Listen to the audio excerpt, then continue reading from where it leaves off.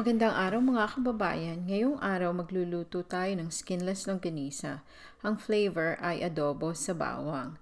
Here are our ingredients. Ground pork, bawang, sibuyas, paprika and salt, brown sugar, cornstarch, toyo at suka, and ground black pepper. Let's start cooking.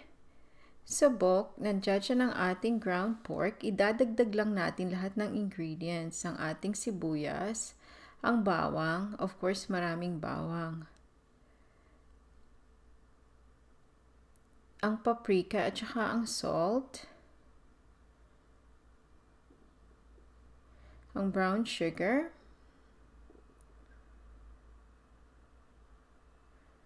ang cornstarch, ang ating ground black pepper, at ang ating suka at toyo. Magkasama siya dito sa container.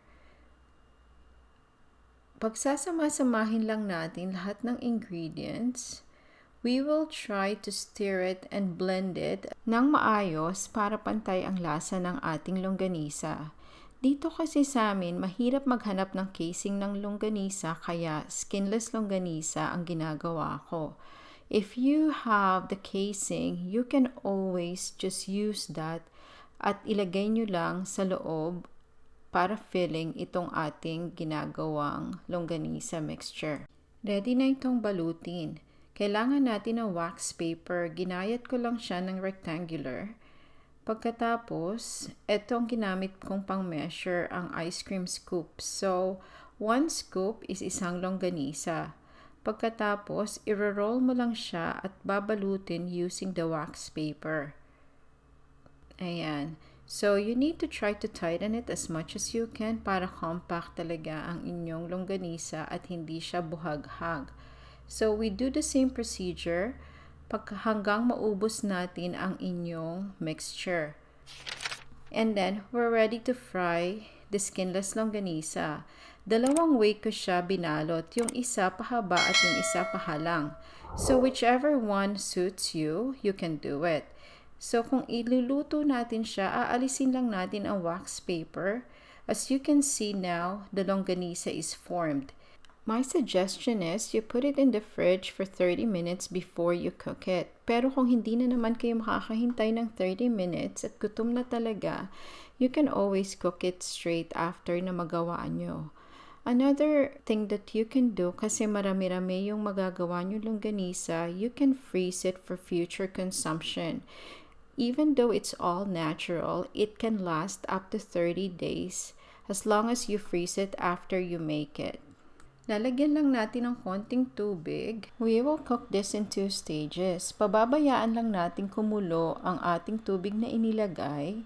Once you reach the stage where you can see the separation of water and the fat, pwede nyo na tong dagdagan ng konting mantika at maluluto na to ng dire-diretso. Ganito na yung itsura niya. Pwede nyo na tong ahunin kasi luto na ang ating skinless longganisa. Remove the cooked longganisa from the pan at bawasan natin ang mantika. Then maggigisa tayo ng bawang. Once the bawang is roasted, remove it from the pan and set aside. Magluluto tayo ng sinangag. Idadagdag natin ang ating kanin. Haluin lang ng maayos para maghiwa-hiwalay. Then add a little bit of the oil that you removed earlier if you think it's a little bit too dry. This way, it adds flavor to the sinangag as well. If you can see now, lahat ng drippings from the pan is incorporated in our rice. This is ready. Here's our finished product, our skinless longganisa with sinangag and fried egg. Kain tayo! Here's the list of our ingredients.